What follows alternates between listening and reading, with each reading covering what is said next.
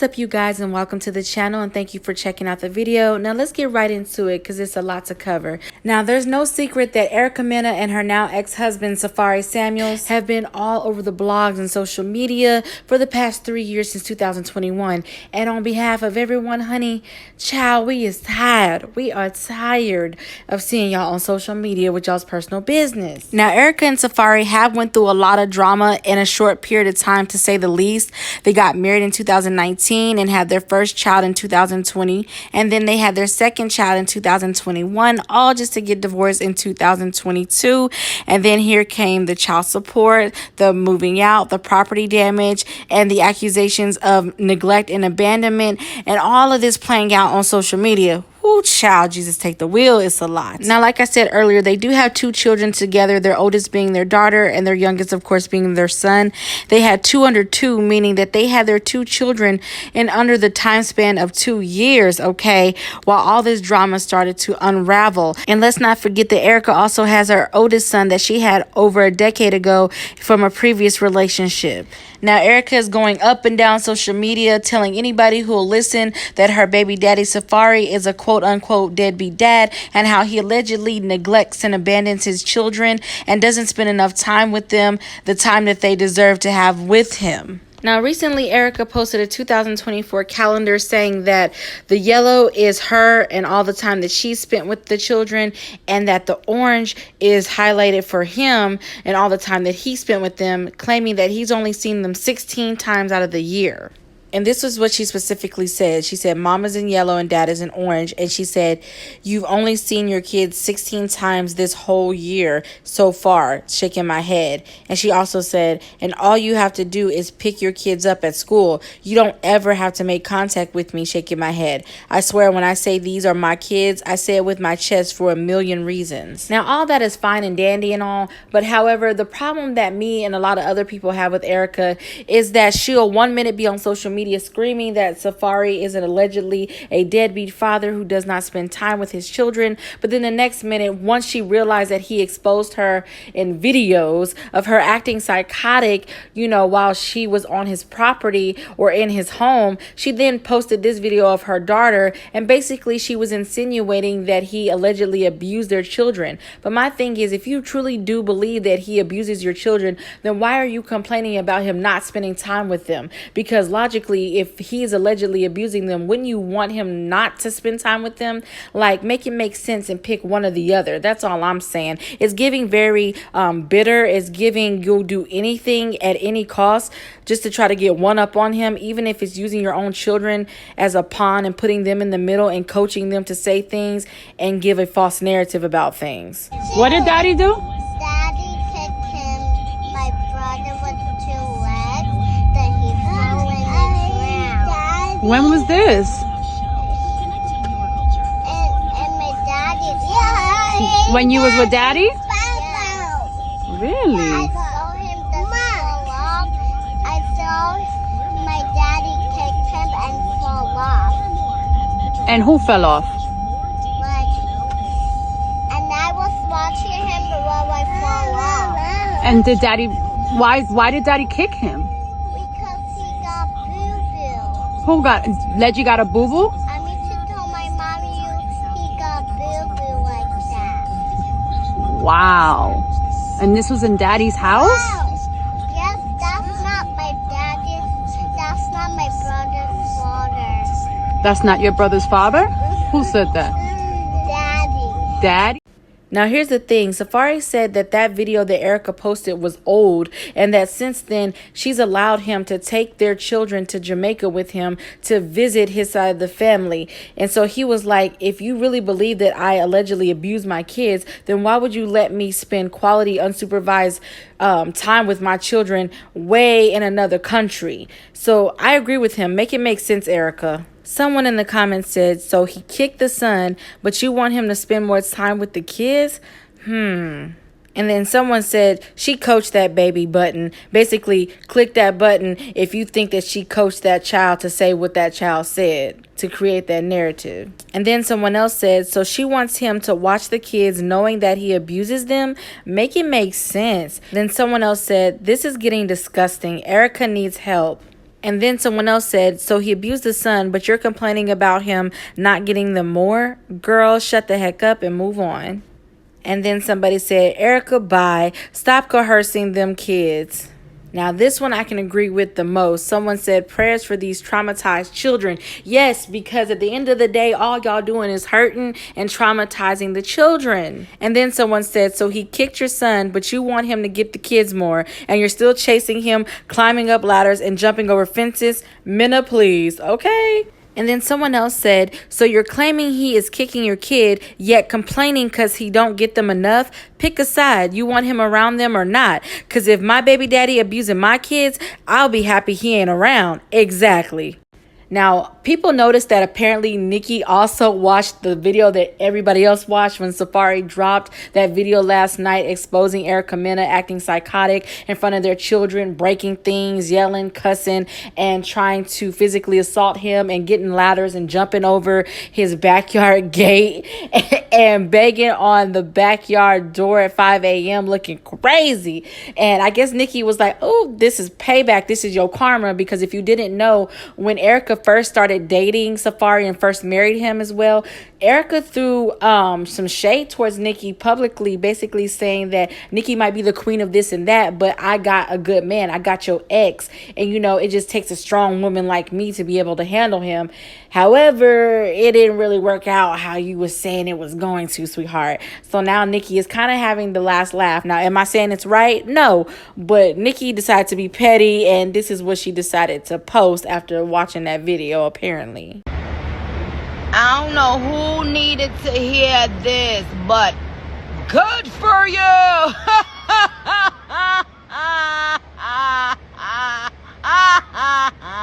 Good for you.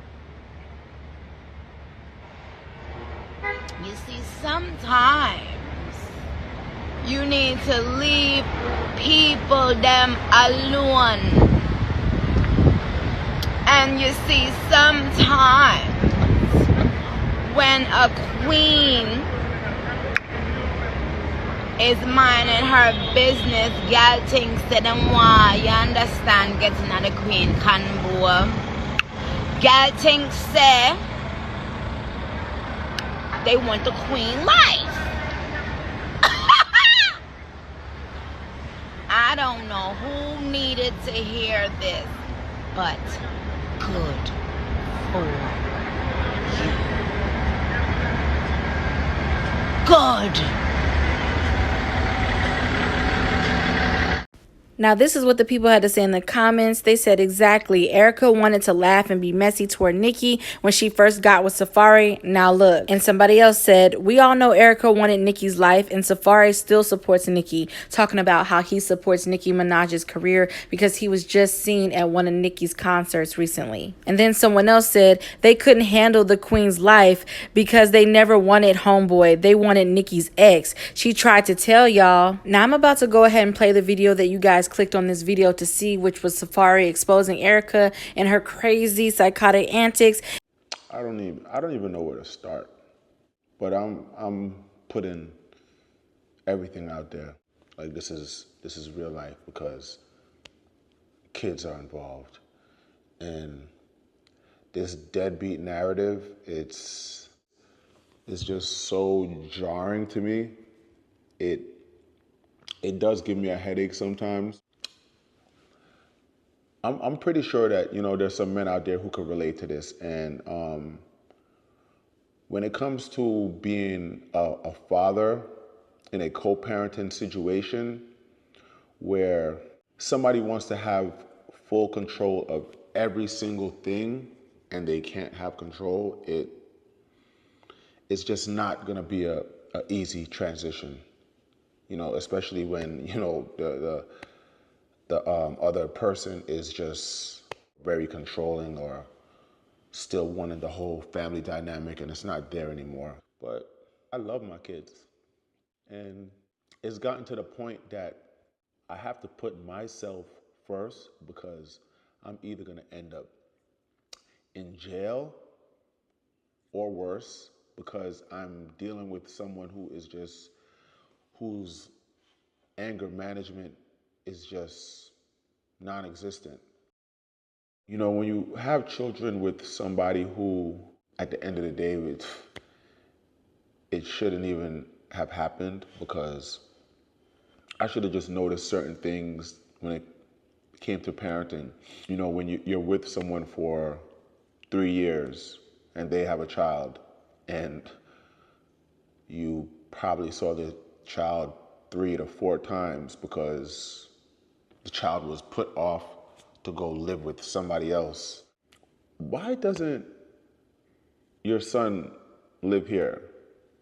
And then when you finally get to have a conversation with the son and find out why, it's crazy. You know, imagine speaking to a child who's of age and knows what's going on. He's 16 years old. And he says, if I ever had to live with my mother, I would kill myself. I wouldn't make that up, you know? And it sucks that I gotta like really just run this down because of this smear campaign and somebody who gets such a high on just talking about me and picking and choosing what kids you want to, you know, have on the forefront and get whatever extra attention you get off of it. But when you aren't with somebody and it doesn't work out and the two of you are just like in a weird space and everything is a fight, especially in front of the kids, like I'm not gonna subject myself to that. You're dead to me. Yeah, you are too. You been dead. You're gonna leave me more than I need you. No. Before I need you. Remember that.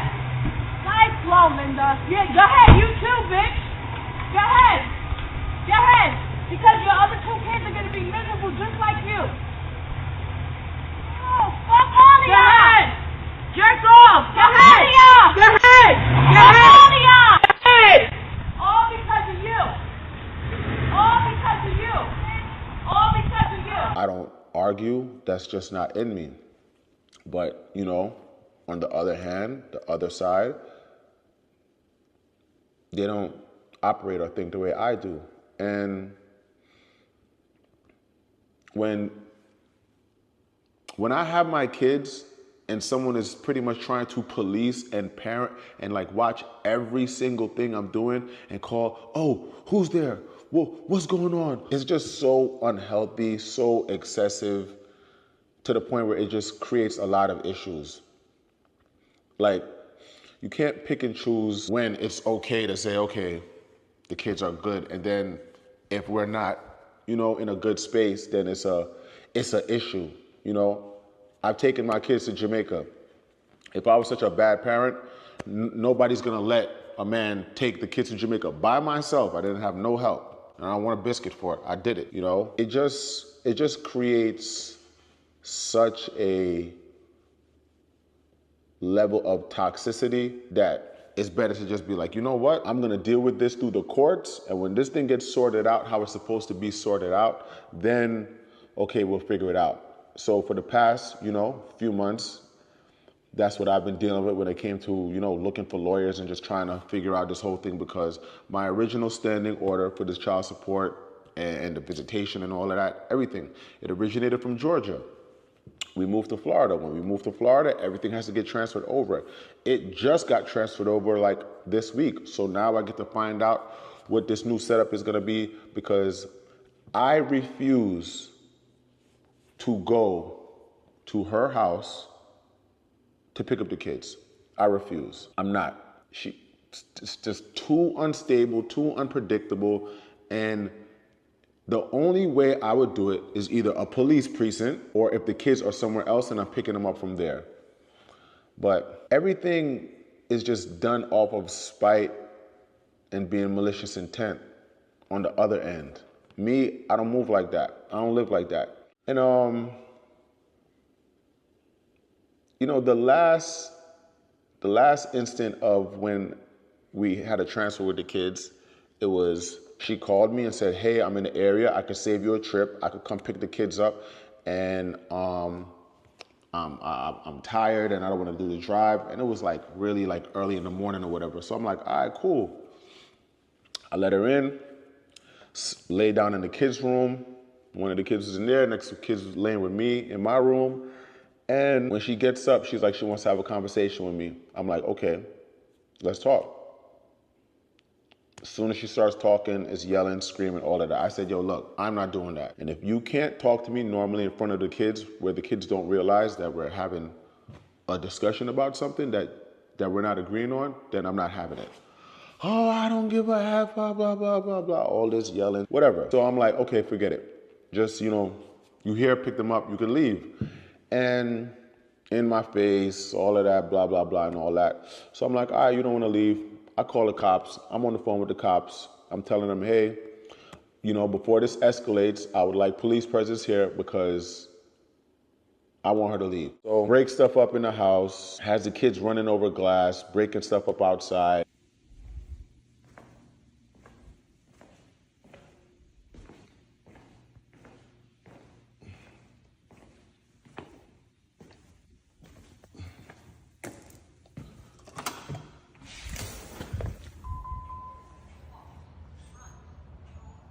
After that, I just was like, you know what? If I can't pick up my kids in a place that is like a drop-off point or a police precinct, I'm not picking them up because I'm not going to her house ever again in life. When I went and I was gonna get a restraining order because, she's doing stuff like showing up in my crib, 5 o'clock in the morning, pulling out a ladder, hopping the fence. Oh my God, what is that? Oh my God, what is that?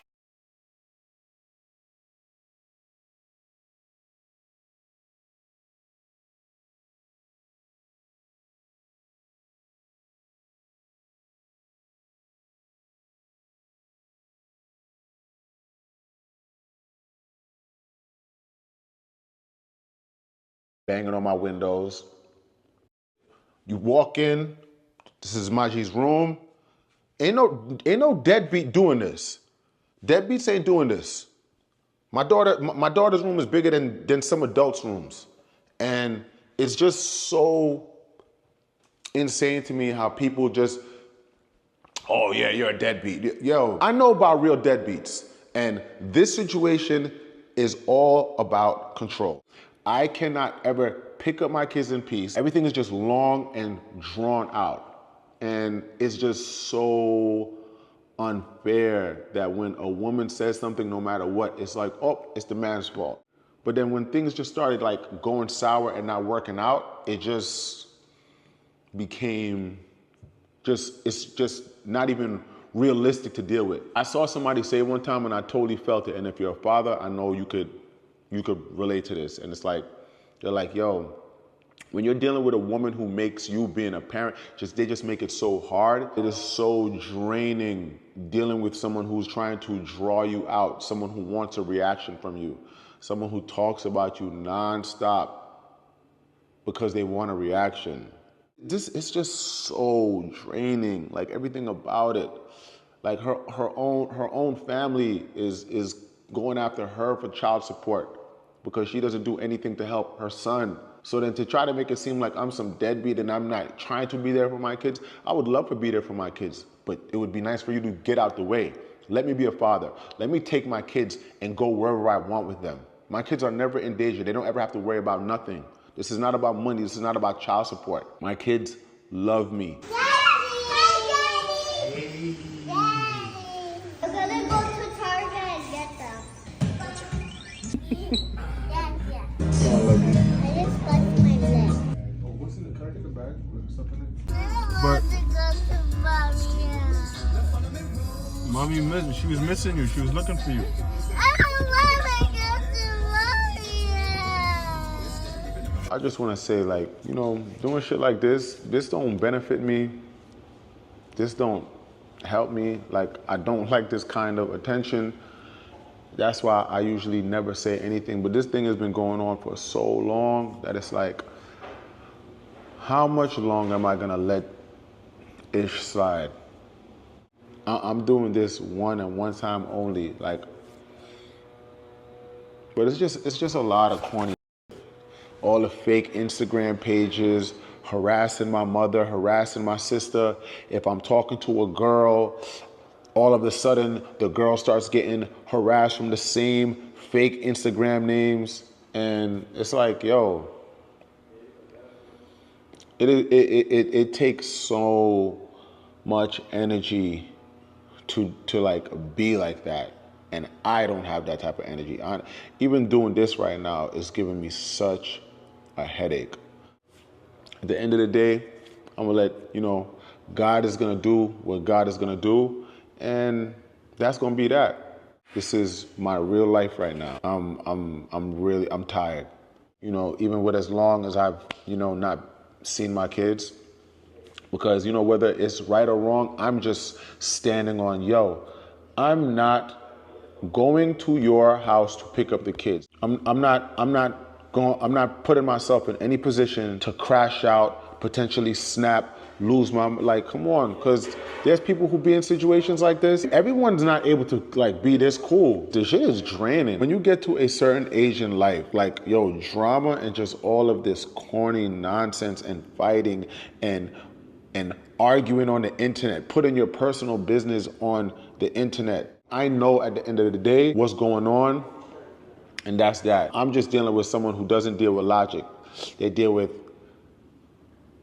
their way or no way. And if it's not their way, you're gonna get harassed. And I don't got time, I don't care what nobody's doing. I'm not harassing you. I'm just trying to have my time and my setup with my kids. And it's just nothing is easy. Everything is a fight. And I don't fight, I don't argue, it's draining. I'm not doing it. So when all this core stuff is said and done, it is what it is. It's about let me be a father, stay out the way, and that's it. Stop trying to act like you don't care when you do care. Stop harassing my mother, stop harassing my sister, stop harassing anyone that's close to me. And this is not to bash, this is just the truth. This is just what it is. So that narrative that everyone just thinks is so cool to run, like, you use common sense. If I haven't seen my kids, there is a reason. And this is the reason. You're going to see it. You're going to see everything.